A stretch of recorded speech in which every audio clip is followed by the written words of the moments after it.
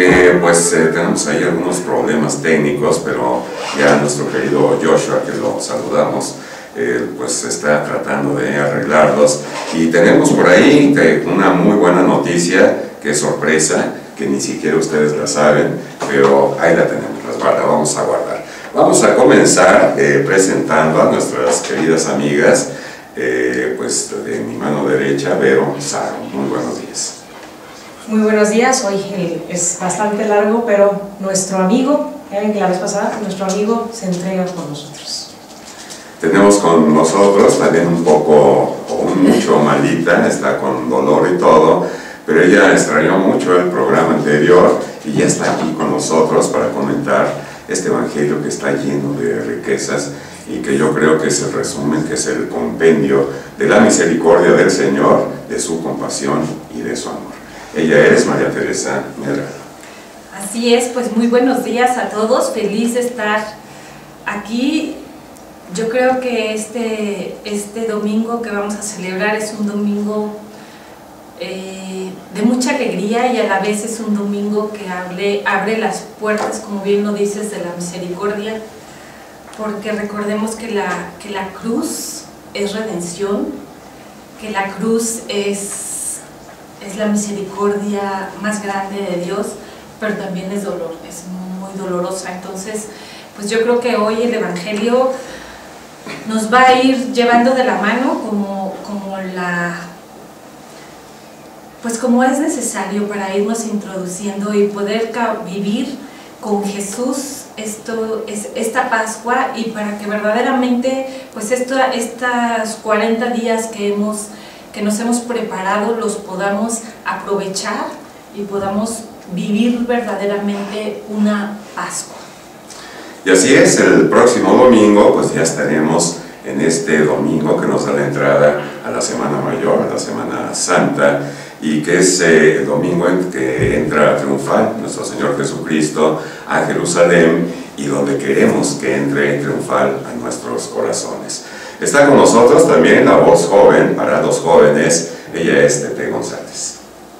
Muy buenos días, amigos, yo feliz de ya estar de nuevo con ustedes, y como dicen, con este evangelio tan lleno del amor tan inmenso del Señor, y yo ya lista para comenzar.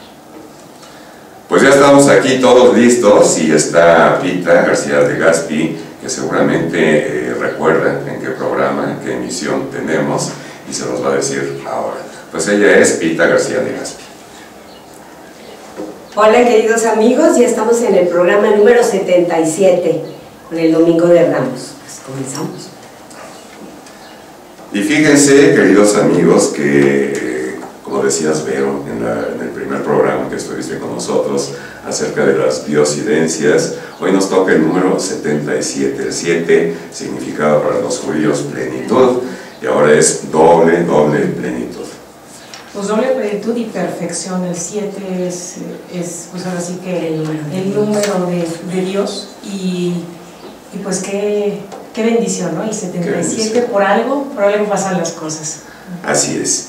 Y algo que nos da mucho gusto en esta cabina de Vamos, Radio y Televisión Católica, que estamos transmitiendo desde la parroquia de San Agustín del Retablo para todo México y para todo el mundo, donde decimos que las fronteras se rompen porque podemos llegar a través de los medios de comunicación hasta donde está usted.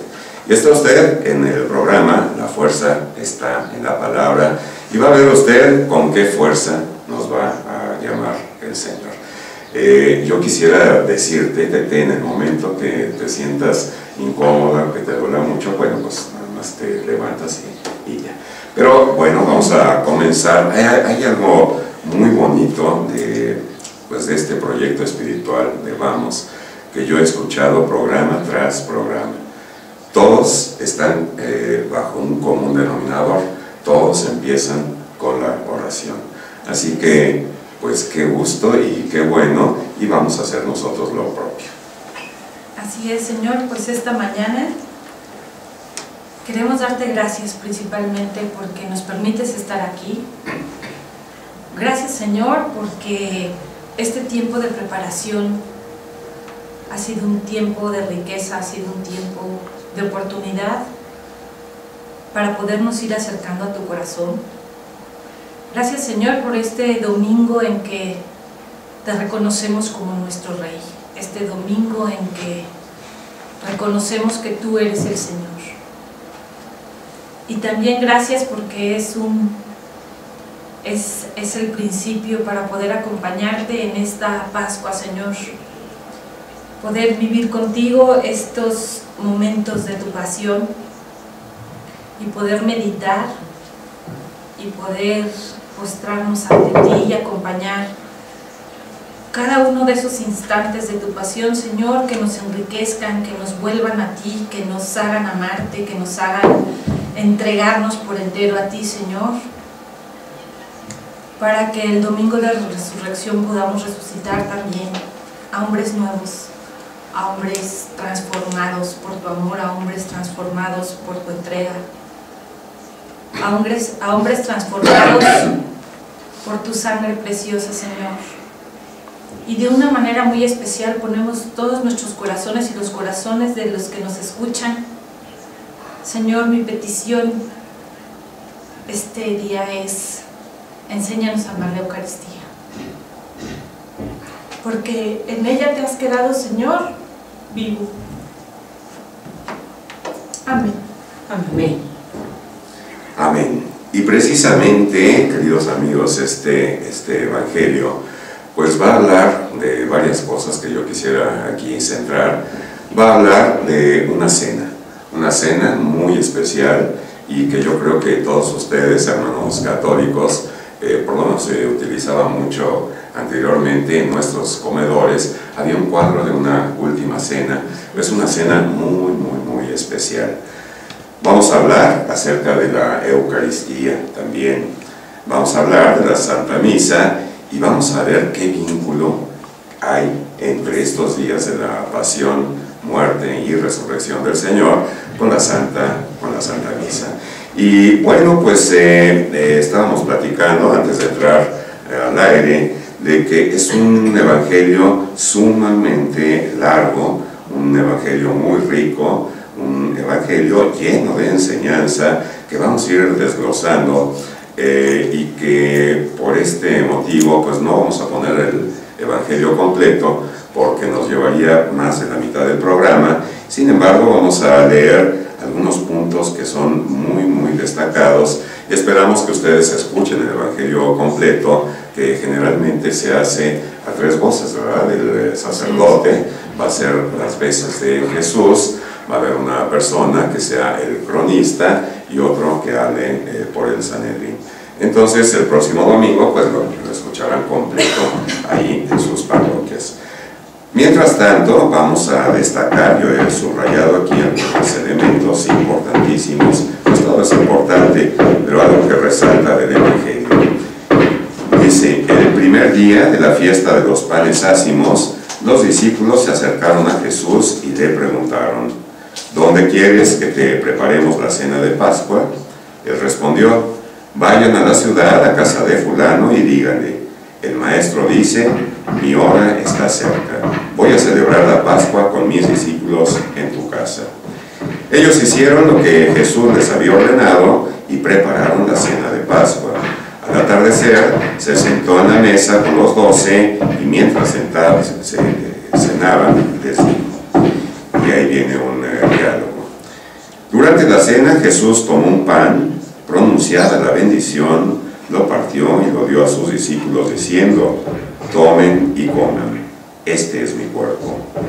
Luego tomó en sus manos una copa de vino y, pronunciada la bendición de gracias, la pasó a sus discípulos diciendo: beban todos de ella, porque esta es mi sangre, sangre de la nueva alianza, que será derramada por todos para el perdón de los pecados. Les digo que ya no beberé más del fruto de la vid hasta el día que lo beba con ustedes nuevo en el reino del Padre. Después de haber cantado el himno, salieron hacia el monte de los Olivos. Vamos siguiendo la secuencia. Mi alma está llena de tristeza. Estaba ya en Getsemaní. Quedémonos aquí y velen conmigo, les dice a Pedro, Santiago y Juan. Avanzó unos pasos más, se postró rostro en tierra y comenzó a orar diciendo: Padre mío, si es posible que pase de mí este cáliz, pero que no se haga como yo quiero, sino como quieres tú. Y alejándose de nuevo, por segunda vez, se puso a orar diciendo: Padre mío, si quieres, no puede pasar sin que yo lo beba, hágase tu voluntad. Sigue la secuencia y enseguida dice Jesús a la chusma: han salido ustedes a apresarme como un bandido con espadas y palos. Todos los días yo enseñaba sentado en el templo y no me aprendieron, pero todo esto ha sucedido para que se cumplan las predicciones de los profetas.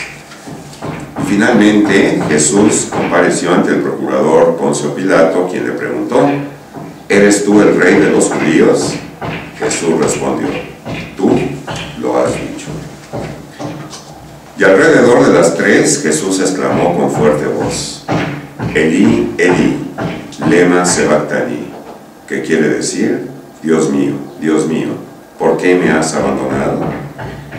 Enseguida, uno de ellos fue corriendo a tomar una esponja, la empapó en vinagre y sujetándolo en una caña, le ofreció de beber, pero los otros le dijeron: déjalo, vamos a ver si Elías viene a salvarlo.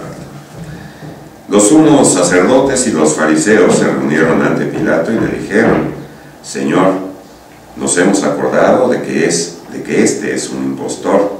Estando aún en vida, dijo: a los 3 días resucitaré. Y bueno, pues creo que tenemos aquí un resumen bastante completo, que ya tenemos los elementos para iniciar, y el esquema de este programa pues lo vamos a hacer con un tema que tendría que decir que no es mío, es un tema que pues es sorprendente y es admirable, de un teólogo, el doctor Scott Hahn, y se llama este libro, a ver si se puede ver en cámara, La Cena del Cordero. Pues más o menos lo que vamos a decir está contenido aquí en este libro. Si no nos da tiempo, pues aquí lo tienen ya para que lo puedan adquirir, y es de Patmos, Libros de Espiritualidad. Aquí tengo la 15ª edición. Bueno, pues vamos a entrar ya en materia. Como la escuelita. Antes de empezar esto, yo quisiera nada más, como les decía hace un ratito, dividimos este evangelio en 2 partes, ¿no? Y 2 partes a cual más de importantes, y sí es muy importante la entrada de Cristo en Jerusalén montado en un burrito.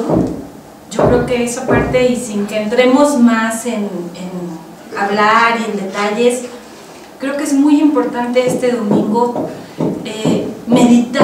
meditar sobre esta entrada de Cristo, donde Cristo acepta ya ser reconocido como un rey. Cristo es reconocido como rey, aclamado nuevamente por los humildes, por la gente que se ha dejado tocar por él, por aquellos a los que han visto los milagros.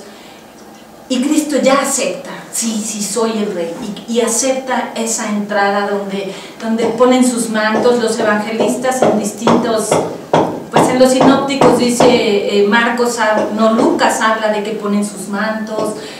Vemos hoy en el evangelista Mateo con las palmas.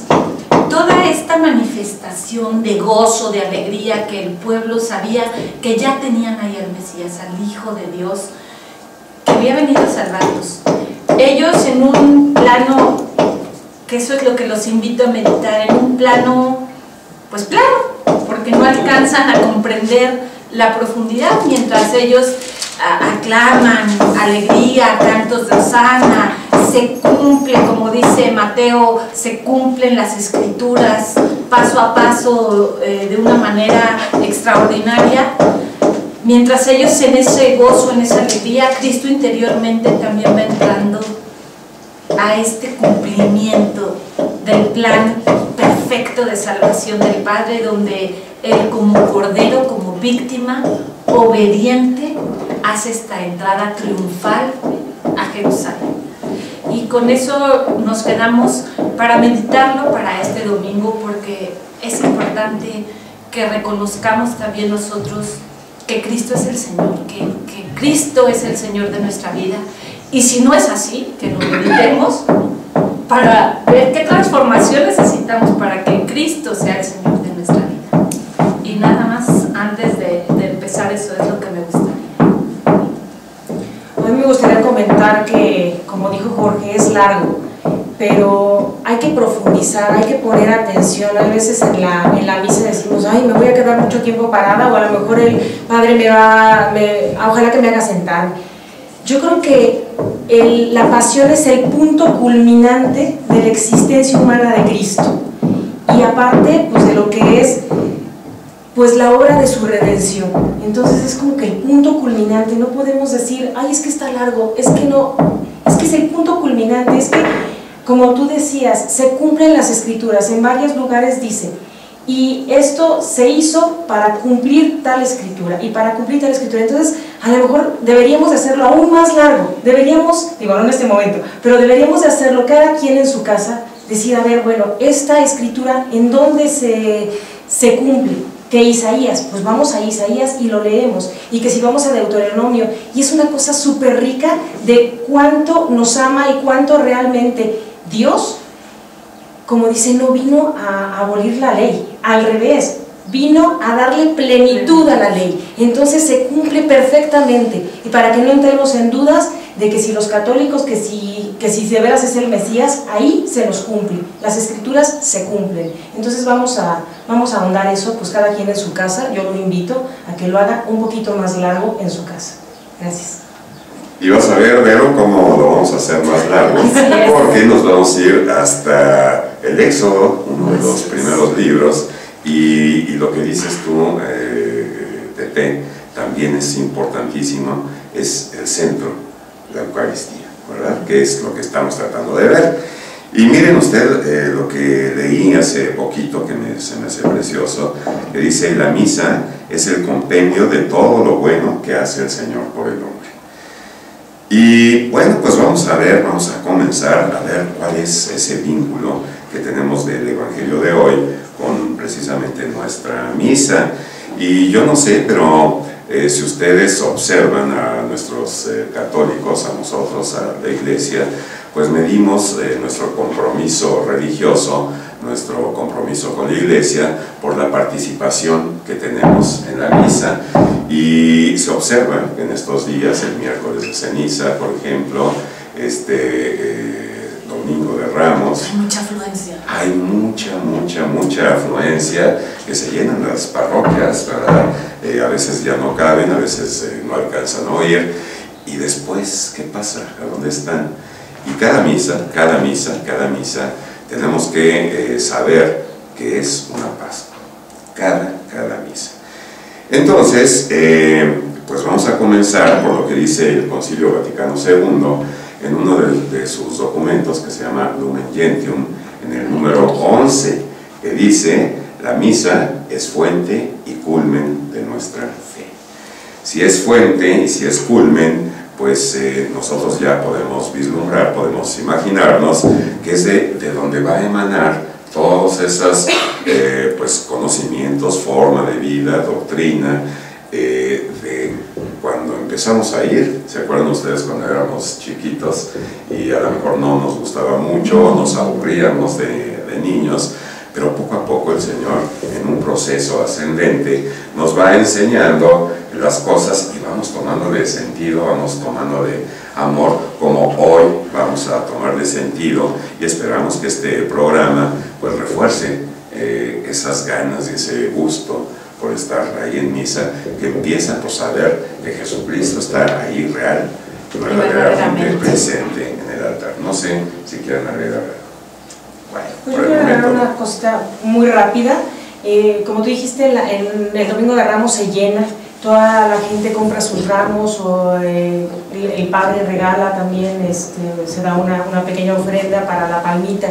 Pero yo lo que quiero recalcar es que si tú vas a poner esa palma en tu casa, es porque tú estás proclamando a Cristo tu Rey, y también es un signo de paz y de bendición, pero de ninguna manera, como en muchas personas lo he visto, no es una herradura, no es algo así como que para la buena suerte, como mucha gente lo hace. Entonces recalquemos, si yo la voy a poner en mi casa, es porque estoy proclamando a Cristo mi Rey, y además sé que me salvó y me llena de paz. Gracias. Pues vamos a comenzar planteando un problema que tenemos con los evangélicos, que a veces usan estas comunidades como un escudo, o más bien como una espada de ataque contra nuestra iglesia, y ellos se refieren a este versículo de Juan 19:30, en que dice: todo está cumplido. ¿Ya te lo sabías o lo estás leyendo? Ya me lo sabía. Me impresionó. Entonces ellos dicen: todo está cumplido, por lo tanto nuestra misa no agrega nada al plan de salvación de Cristo. Con esto, peor aún, Jesús no está presente en la hostia, y peor aún, entonces somos unos idólatras porque estamos adorando un pedacito de pan. Pero ¿qué dice San Pablo después? Exactamente. Bueno, o sea, parece que lo preparamos juntos, pero no fue así. San Pablo, en la carta a los Romanos, en el capítulo 4, versículo 25, dice lo siguiente: Jesús fue entregado por nuestros pecados. Es decir, hace una clara alusión a la cruz. Y resucitó para nuestra justificación. Pues vamos a ir desglosando esto poco a poquito, porque Jesús necesitaba resucitar para que se cumpliera nuestra salvación. Pero como la Biblia no se puede contradecir, pues vamos a ver qué es lo que se cumplió ahí en la cruz y qué es lo que agrega, qué es lo que añade la resurrección. Y para esto, pues tenemos que ir, como les decía, al Éxodo, a la Pascua, para comprender qué era esa cena de Pascua, puesto que Jesús era un hombre que nació en Palestina, Y era un judío. que era un judío, los apóstoles eran judíos, por lo tanto, pues se supone, claramente sabemos que lo que estaban celebrando ahí, pues era la cena de Pascua. Y además, pues tenemos muy clara evidencia en las Escrituras de que por lo menos en su vida pública 3 veces bajó a Jerusalén, porque antes así lo hacían, ¿verdad?, a celebrar la Pascua.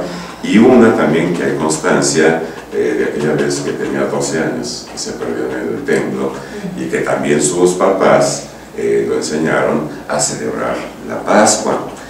Y bueno, Jesús muere en la Pascua, y aquí hay algo importante: la cena de Pascua, la cena que hace Jesús con los apóstoles, ya lo leíamos ahorita hace un momentito, la celebra el jueves. Y los historiadores, los antropólogos, dicen que en esa fecha cayó en viernes la Pascua, era el día que se celebraba. Pero nosotros podemos anticipar la obviedad de por qué la celebraba el jueves, ¿no? Él se estaba anticipando porque no iba a poder estar con sus discípulos, iba a estar en la cruz, y bueno, pues es el día en que instituye 2 cosas, ¿se acuerdan? Tete y Pita. ¿De qué instituye ahí el Señor? El sacerdocio y la Eucaristía. El sacerdocio y la Eucaristía. Exactamente, sacerdocio y Eucaristía.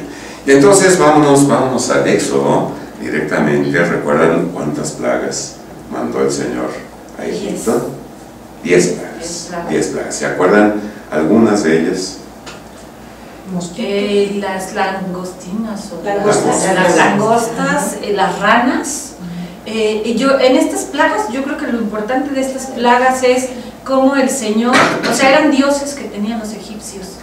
Entonces, cómo Dios quiere mostrar que no hay más Dios que Él. Entonces, yo creo que son las plagas más importantes, pero la 10ª es yo creo que en la que nos vamos a centrar en esta ocasión, ¿no? En esta última plaga, donde vamos a encontrar realmente el sentido de la Pascua. A ver, si me hacen favor de buscar Éxodo 12, para ver, para entender esta cena, y tienes toda la razón, todas estas plagas era para hacer justicia sobre todos los dioses egipcios. Por ejemplo, el río Nilo, pues era un dios para los egipcios, y Moisés golpea el río Nilo y empieza a salir sangre, Dios mata y ajusticia a todos los dioses de Egipto. Las ranas también tenían a la diosa rana, en fin, los mosquitos, los escarabajos, y bueno, pues vamos a ver cuáles eran las prescripciones de esta 10ª plaga, que como dice Tete, pues es la más importante porque se trataba de una plaga de vida o muerte. La Pascua es precisamente... Sí, yo creo que esa es la centralidad de hoy. La Pascua es vida o muerte, tú eliges. Así es. Y bueno, pues las prescripciones empieza aquí en el versículo 8, si me ayudas, Tete. Versículo 12:8.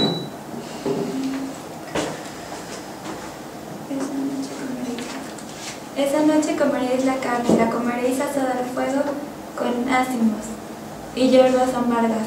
No comeréis de ella nada crudo ni cocido, sino asado al fuego con su cabeza, patas y vísceras. No dejaréis nada hasta la mañana, pero si sobra algo al amanecer, lo quemaréis. La comeréis así, con la cintura ceñida, los pies calzados y el bastón en la mano. La comeréis deprisa, es la Pascua de Yahvé. Esa noche yo pasaré por el país de Egipto y mataré a todos los hombres y animales y haré justicia con todos los dioses de Egipto. Yo Yahvé. Ahí está, haré justicia con todos los dioses de Egipto. Pues entonces aquí hay una serie de cosas que tenían que cumplir, que dice: no comeréis de ella nada crudo ni cocido, sino asado al fuego, con su cabeza, patas y vísceras. No dejarás nada hasta la mañana, pero si sobra algo al amanecer, lo quemaréis. Lo comeréis así, con la cintura ceñida, los pies calzados y el bastón en la mano, y lo comeréis deprisa.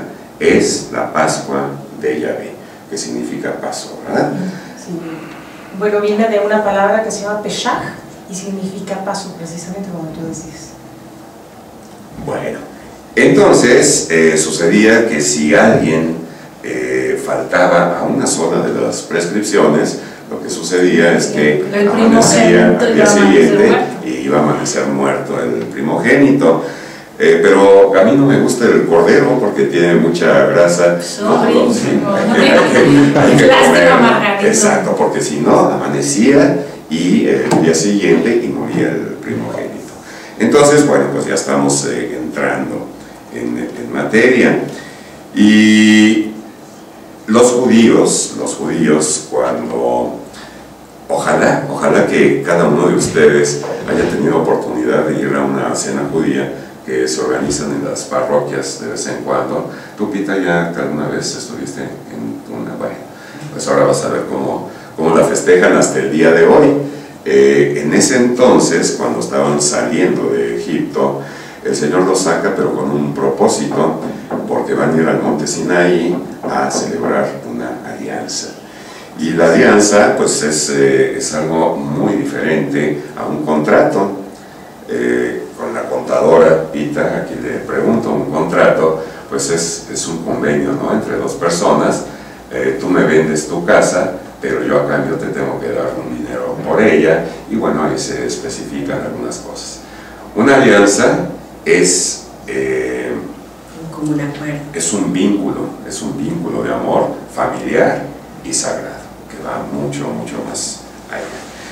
Bueno, pues entonces, como quedamos, si yo no hago una sola de las cosas, ¿qué pasa? Bueno, pues que se iba a morir mi hijo, ¿verdad? Así es. Y pues vamos a ver cómo es que celebran esto hasta la fecha de hoy. Los judíos, ellos hacen una cena que está muy estructurada. ¿Tú alguna vez has estado, en una cena? Ah, ok. La hacen muy estructurada. A ver, danos así los pasos en general de esa cena? Bueno, a ver, los pasos, bueno, es una cena en primer lugar muy, pues es elegante, los judíos lo hacen muy importante. Se tienen que tener el cordero, se tienen que tener las hierbas amargas, el panásimo, o sea, pan sin levadura. Se hacen una serie de lecturas que las hace normalmente el padre, la persona más importante de la casa, el hombre más importante, que es en ese momento el padre, y se reúne con su familia, o bien si tiene amigos también se pueden reunir.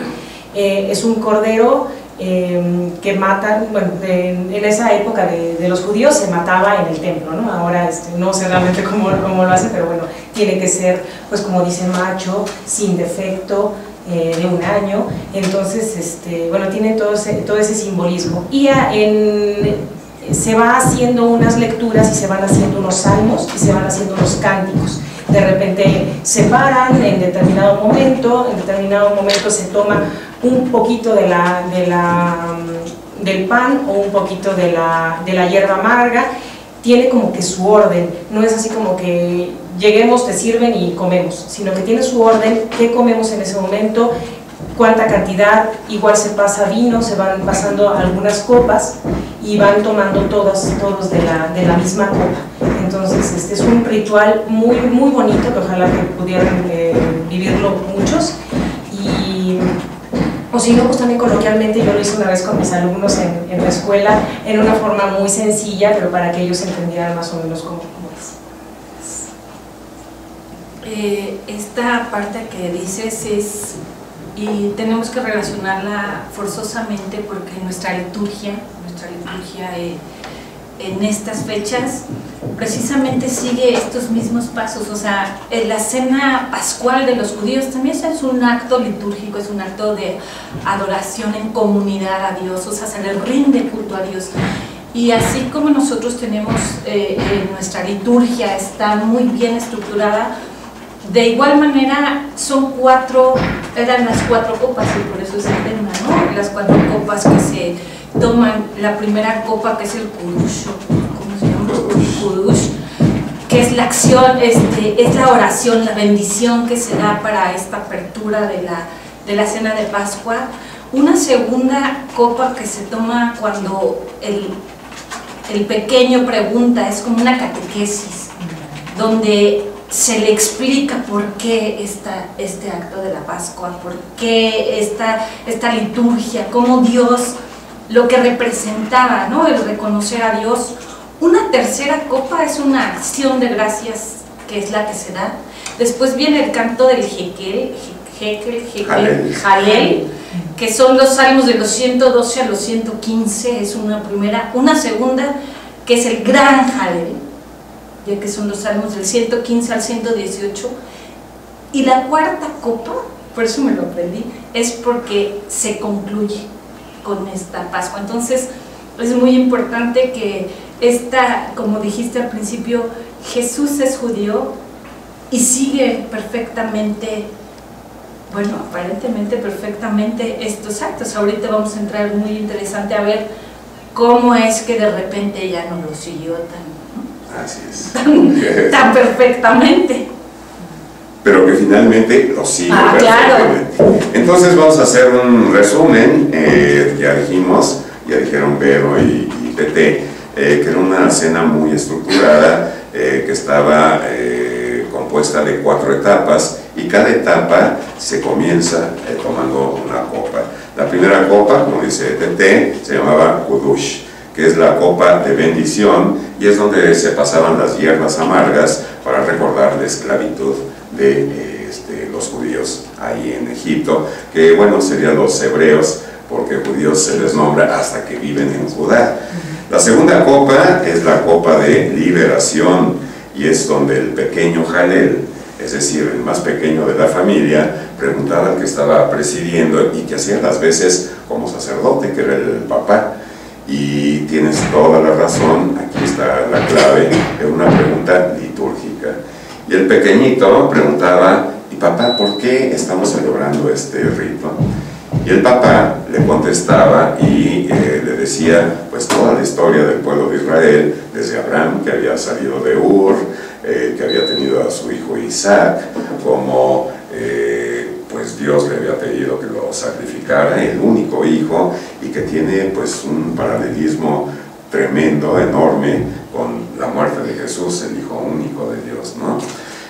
Cómo entran a Egipto, Jacob y las 12 tribus, y bueno, pues hasta llegar al punto de esta esclavitud. La tercera copa era, a ver, Tete y Pita. ¿Ustedes conocen algún otro nombre con que se le pueda llamar a la Santa Misa? Vamos a la Eucaristía. ¿Otro nombre, Pita? No, pues sería la celebración eucarística, no sé. Ok, Eucaristía significa... ¿La fiesta del Señor también o acción de gracias? Acción de gracias. Y esta copa, la tercera copa, era la copa de acción de gracias, y esto lo pueden ustedes encontrar en Marcos 14, versículo 22, y era el gran Jalel. Ahí se leían los salmos del 115 al 118, exactamente los mismos salmos que tenemos ahora en nuestra Biblia. Pero ¿qué pasó? Aquí un problema. Dice la lectura, y lo subrayamos, que una vez, a ver, vamos a buscarlo, mientras se quieren complementar algo, mientras lo busco.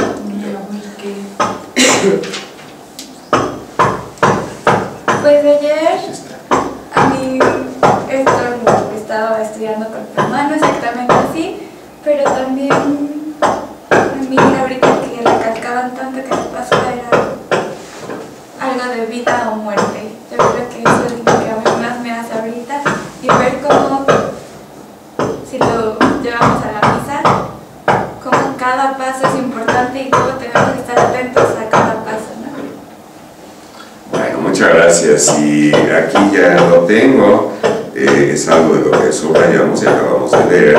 Dice: durante la cena, Jesús tomó pan y, pronunciada la bendición, lo partió y lo dio a sus discípulos, diciendo: tomen y coman, este es mi cuerpo. Luego tomó en sus manos una copa de vino y, pronunciada la acción de gracias, la pasó a sus discípulos, diciendo: beban todos de ella, porque esta es mi sangre, sangre de la alianza nueva, que será derramada por todos para el perdón de los pecados. Les digo que ya no beberé más del fruto de la vid hasta el día en que la beba con ustedes nuevo en el reino de los cielos. Pues miren ustedes lo que sucede, y que pues si no conocemos se nos hace como muy natural, pero el Señor voluntariamente se estaba absteniendo de tomar esa cuarta copa. Toma la tercera copa, que es la de acción de gracias. El Evangelio no dice explícitamente cuál es la primera, cuál es la segunda, no lo explica ahí, pero muy claramente dice que estaba en esa copa. ¿En cuál? En la tercera, de acción de gracias. Y que una vez tomada y pronunciado toda esta bendición, partir el pan y compartirlo, pues salen y cantan los himnos, que esto es lo que decíamos el gran Jalel, los salmos del 15, del 115, del 118. Y es como, yo me imaginaría, como si ahora, durante la misa, el sacerdote dijera, después de la consagración, hasta ahí vamos a llegar, ya no hay comunión, ni hay pero ahora ritos. aún que dijera, no va a haber consagración, hoy no, o sea, ya aquí acabamos después de la liturgia de la palabra, ¿no? Entonces, pues, quedaríamos sorprendidos, ¿no? Pues algo así sucedió. Y bueno, pues va a ese huerto de Getsemaní y está angustiado, está tristísimo, a tal grado que empieza a sudar sangre, y que es un fenómeno físico que se da, que está explicado por los científicos. Pues estaba completamente solo. Sus tres amigos, los escogidos, Pedro, Juan y Santiago, les habían pedido que velaran con él y que oraran con él, como para darle un poquito de fortaleza. Y en alguna parte de la escritura, Tete, dice que las zorras tienen guaridas y que las aves del cielo tienen nidos, pero el Hijo del Hombre no tiene dónde recargar su cabeza. Yo creo que esta parte es central porque cómo nos deja claro en este momento de la pasión la debilidad de Jesús el hombre, lleno de angustia, lleno de temor, de angustia y de tristeza, esta debilidad tan grande que lo hace llevar hasta el extremo físico de sudar sangre, y cómo nos muestra cómo en Dios todo lo puede, en la íntima comunión con el Padre. Él, en ese momento, su corazón entra en una comunión íntima, en la más grande comunión con el Padre, donde dice: Padre, o sea, no quiero, y ahí dice, si puedes hacer que pase de mí este cáliz. Yo creo que eso es muy importante, ¿no? Esta copa de la que estamos hablando, pero que no se haga mi voluntad.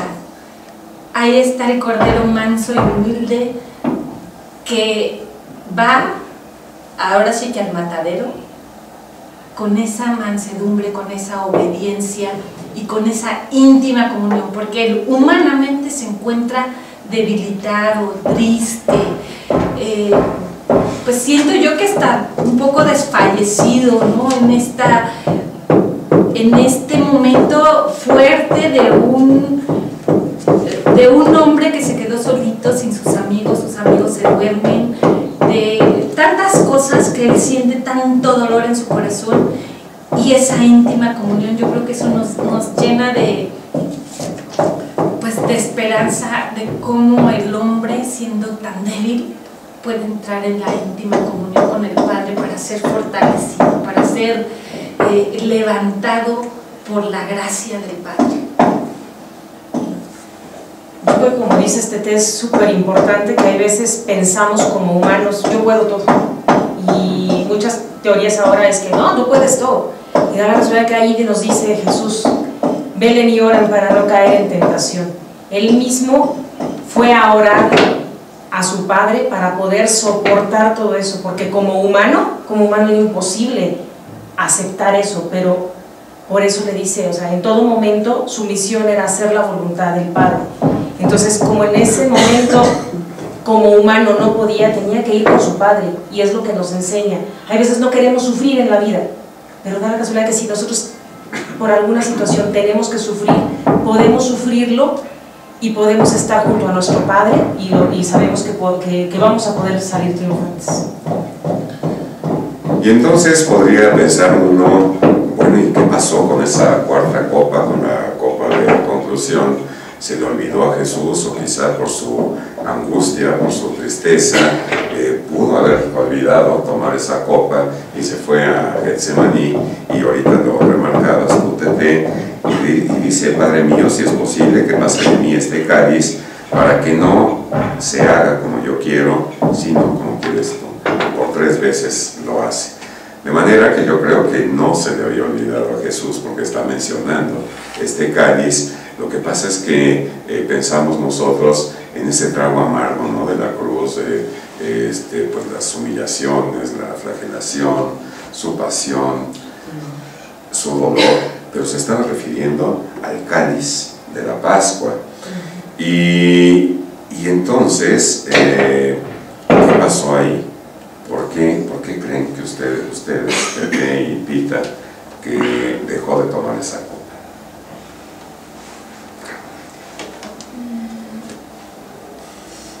Bueno, yo creo que aquí ya me adelantaría mucho, pero en la Biblia que yo estaba leyendo, bueno, en la versión de la Biblia, dice el Señor que Él no tomará de la vid, del fruto de la vid, hasta que lo vea nuevo y eterno.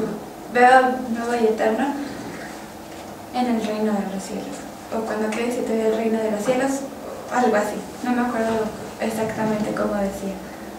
Pero en la cruz podemos ver que cuando iba a empezar le ofrecen y él no lo acepta, pero el Señor dice: tengo sed, y le dan vinagre, y el vinagre viene de la vid. Yo creo que viene relacionado a eso, ¿no? Sí, totalmente. Estamos diciendo que la Pascua la anticipa el Señor, el jueves hace esa cena, pero la continúa en la cruz. En la cruz, donde Él mismo es el Cordero, es la víctima que se ofrece por el pecado, donde Él mismo es el sacerdote.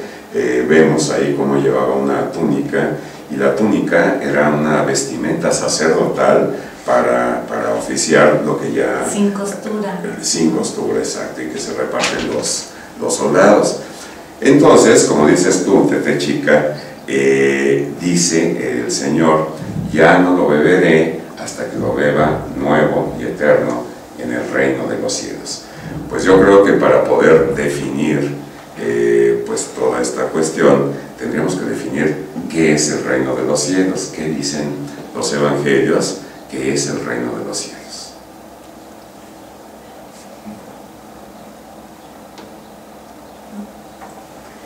Bueno, pues los primeros tres evangelistas, los evangelistas sinópticos, hablan del reino de los cielos como una semilla de mostaza, hacen siempre una similitud al reino de los cielos con algo como del mundo, como para hacérnoslos más cercano. Pero aquí San Juan, que es el que estuvo ahí presente, por eso él está como aparte, es el testigo físico de la pasión. Es tan importante esta parte del reino de los cielos cuando él, es justo esto que dices, hasta que esté instituido el reino de los cielos. Y vamos a recordar que San Juan habla que Cristo es glorificado en su pasión, empieza, el Hijo de Dios será glorificado, comienza a glorificar al Hijo en su pasión. Y cuando esta referencia que hace Tete, que Cristo pide, tengo sed, o sea, yo creo que lo último que se le ocurría a alguien era decir tengo sed, ¿no? Y hay tantos detalles que pues como no sabemos, no podemos ir prestando atención, pero cuando uno va aprendiendo poco a poco en la palabra de Dios, que dice, y había ahí una vasija y con un hisopo, ¿no? Cómo van cumpliendo exactamente las escrituras para que Jesús beba, como decía bien de ese vinagre amargo, y después dice, por eso me sé la cita, todo está cumplido. Entonces sí es como muy importante que para San Juan el reino de los cielos queda instituido con esa pasión de Cristo. Era el culmen, como dijiste, Vero, de instituir ya aquí el reino de los cielos. Y los demás, y los otros evangelistas, pues van diciéndonos una similitud, pero no hablan profundamente como lo hace San Juan. A mí me llama mucho la atención este evangelio y me gusta mucho porque nosotros podemos ver, ¿se acuerdan cuando estuvimos hablando de que Jesús decía que oráramos en espíritu y en verdad? Pues bueno, aquí se ve exactamente el porqué. Nosotros cuando vemos que Jesús muere en la cruz, o sea, hace la nueva alianza, como tú habías hablado de la otra alianza, ¿no? Entonces hace la nueva alianza y en lugar de matar a corderos, Él es el cordero por excelencia, entonces se sacrifica, muere en la cruz. Y cuando muere en la cruz, nosotros podemos ver en el Evangelio que dice que el velo del templo se rasgó en dos. ¿Qué es lo que significaba el velo del templo? En ese tiempo solamente podían pasar del otro lado del templo el sacerdote, y todo el pueblo quedaba, pues ahora sí que atrás de ese velo. ¿Por qué? Significando que solamente, o sea, que el pueblo no podía hablar directamente con Dios. Si recordamos en el paraíso, en el Génesis, dice que Dios hablaba cara a cara con sus criaturas. Pero da la casualidad que cuando viene el pecado por Adán, entonces ya esa comunión, ese diálogo se rompe, por eso hay un velo. En el momento en que Jesús muere en la cruz, rompe totalmente el velo y entonces ahora otra vez empieza de nuevo ese, como decíamos, el espíritu y en verdad. Ahora sí vamos a hablar en espíritu y en verdad. ¿Por qué? Porque ahora sí ya puedes hablar cara a cara con el Padre. ¿Por qué? Porque ya te redimieron, porque Jesús se entregó por ti. Entonces ahora ese reino de los cielos ya lo puedes palpar aquí en la Eucaristía, y es lo que vamos a ver cara a cara cuando nosotros estemos frente al Padre, cuando nosotros muramos. Entonces es eso que a mí me encanta, ¿no? Yo de chica decía, ¿y por qué se rompe? Pues ¿por qué se rompe? Porque precisamente Jesús rompe con todo ese pecado, y entonces ahora sí tienes ese diálogo, ese hablar con tu Padre, ese hablar con Dios directo. Y esa es la alianza, la nueva Pascua, ¿no? Precisamente el paso. Entonces a mí me gusta mucho eso, de que ahora sí ya puedes tener ese reino de los cielos y ahora sí ya puedes hablar realmente con Dios. Y entonces, resumiendo, podemos decir que ¿qué es lo que se cumple ahí en la cruz? Pues se cumple la Pascua completa, porque como ya lo habían mencionado, mojan en esa lanza, ponen una esponja, alguien encuentra ahí una vasija de vinagre, y el vinagre pues no es otra cosa más que producto de la vid fermentada. Entonces, y el reino de los cielos se da ahí en la cruz. Pero entonces, como decías, para los evangelistas sinópticos, pues el reino de los cielos era de una forma diferente que era para San Juan, que era el discípulo amado, aquel que recargó su cabeza en el pecho de Jesús, y aquel que fue un testigo ocular, que estuvo presente ahí ante la cruz. Para Marcos, para Mateo, para Lucas, el reino de los cielos pues era la palabra de Dios, eran los milagros del Señor, algo así como escatológico que vendría después de que nosotros pasáramos por esa metanoia, por esa conversión que sugería a Nicodemo. Pero para Juan era algo diferente. Para Juan era ahí el momento de la cruz, el momento de la victoria sobre la muerte y sobre el pecado, y estaba ahí Jesús, como ya habíamos dicho, Cordero, víctima, estaba Jesús, sacerdote, estaba Jesús, rey, que lo acepta en esta ocasión con Pilato, sí, tú lo has dicho. Y pues unos capítulos antes, en el capítulo 6 de San Juan, pues ahí, ¿se acuerdan? En la multiplicación de los panes hace este gran milagro, y todos querían proclamarlo rey, y se les escurre, ¿verdad? Se les escapa. Entonces, en ese momento dice, tengo sed, le dan a beber el vinagre, y dice, todo está cumplido. Quiere decir que ahí se cumple la Pascua, pero pues como ya estamos en los minutitos finales, vamos a ver qué es lo que la resurrección nos queda para nosotros, qué nos falta, qué aporta, qué añade la resurrección del Señor. Siguiendo todas esas prescripciones, Pita o Tete, quien quiera, pues ya teníamos ahí el Cordero, ¿verdad? Es la víctima, Jesús. Está el Rey, Él es el sacerdote también, la sangre que se untaba en los dinteles y en la jamba, pues también representada por la cruz. Pero ¿qué nos falta? ¿Qué nos queda? A ver, pero lo dijo fuera del micrófono. Falta comer al Cordero. Exactamente. Eso es lo que aporta y lo que nos da además la resurrección, que es comer al Cordero. Y como Jesús pues extiende esa Pascua del jueves al viernes, también lo extiende en ese tiempo eterno con nosotros, para cerrar esa Pascua, porque la cruz pues no tiene efecto sobre nosotros para perdonarnos el pecado, sino es que cumplimos con esa prescripción de precisamente comer el Cordero, y eso se hace en la misa, en la Eucaristía, en la acción de gracias, cuando nosotros comulgamos, entonces ya estamos cumpliendo con todas las prescripciones. Y lo que habíamos dicho al principio, la Pascua es una cuestión de vida o muerte. Si lo comemos, vivimos al día siguiente. Si no lo comemos, morimos, perecemos en el pecado. Yo creo que aquí es bien importante como Jesús, nuevamente los discípulos no comprenden porque un año anterior a esta Pascua, Jesús les dice a los discípulos: el que coma mi carne vivirá para siempre, y el que beba mi sangre, y el que no, pues no. Y hasta los reta. A ver, o sea, ya toda la gente se espantó. ¿Ustedes también se van a espantar? También o sea, ¿quién quiere?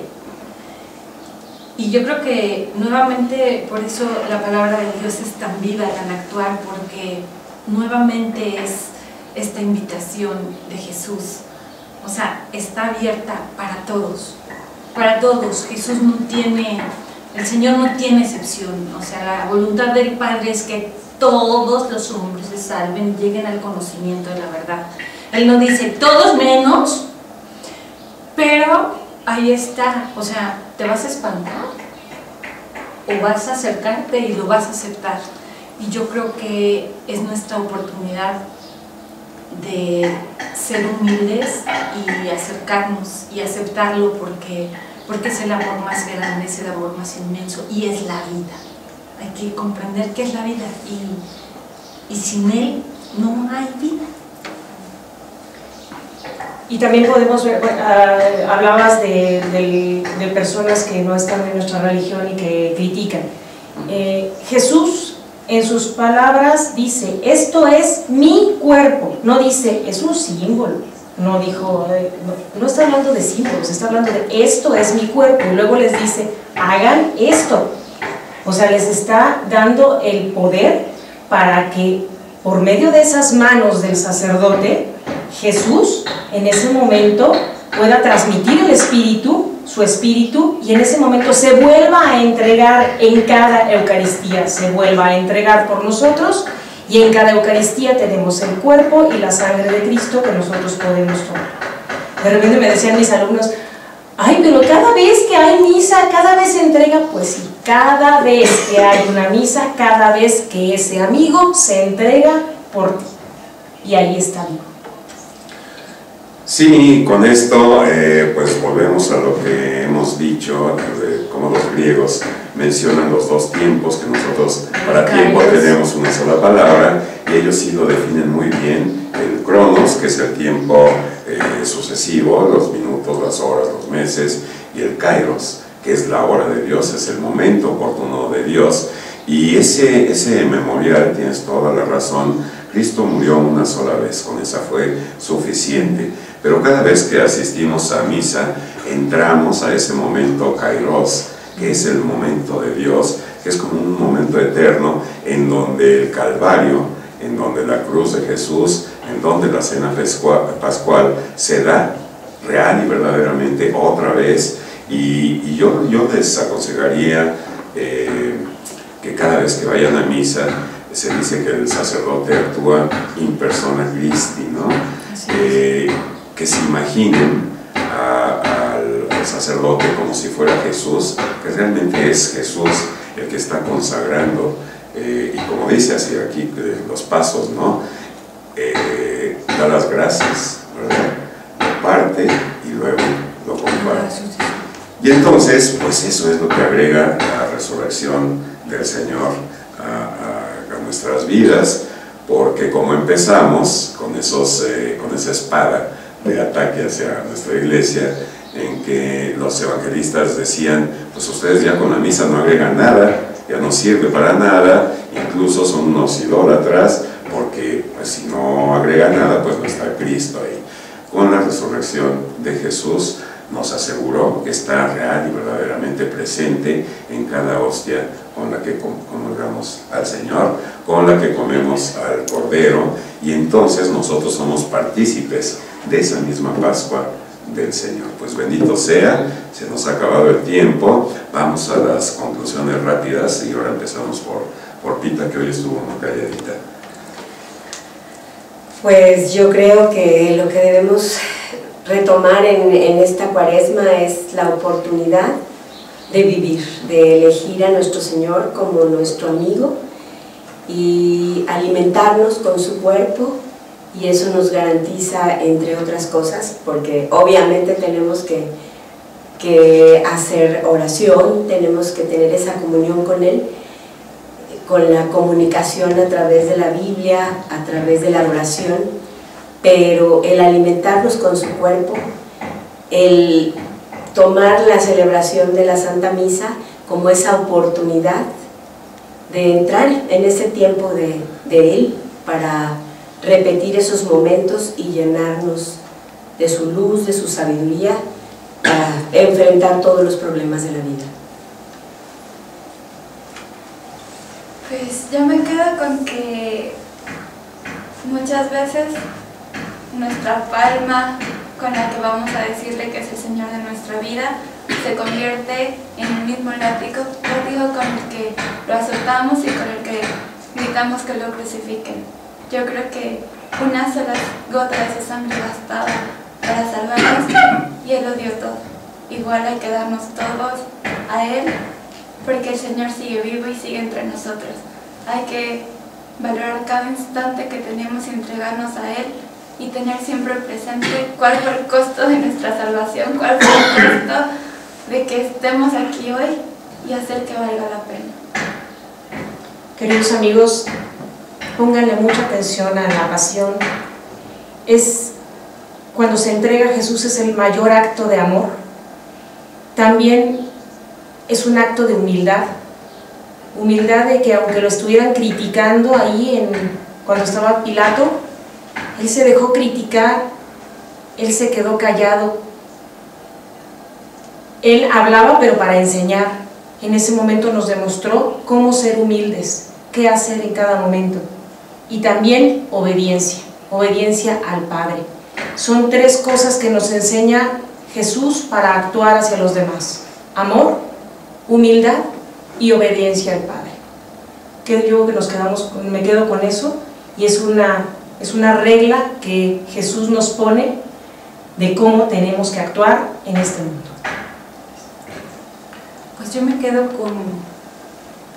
con que esta Semana Santa nos atrevamos a ofrecerle nuestro corazón a Jesús para vivir con Él la pasión. Que nos atrevamos a compartir el dolor de Cristo. Que nos atrevamos a compartir el amor que sintió por los pecadores, por los que lo ofendieron, por los que lo estaban crucificando. Y Él se entregó por amor. Hay que atrevernos a que ese corazón que tenemos se lo ofrezcamos a Cristo, porque vale la pena. Vale la pena entrar en la comunión del Sagrado Corazón de Jesús y ofrecernos como Él se ofreció. Cristo selló una alianza con nosotros, porque lo repetimos cada Eucaristía. Esta es el cáliz de la alianza. Y esa alianza es una alianza de amor, es una alianza de comunión, de entrega completa.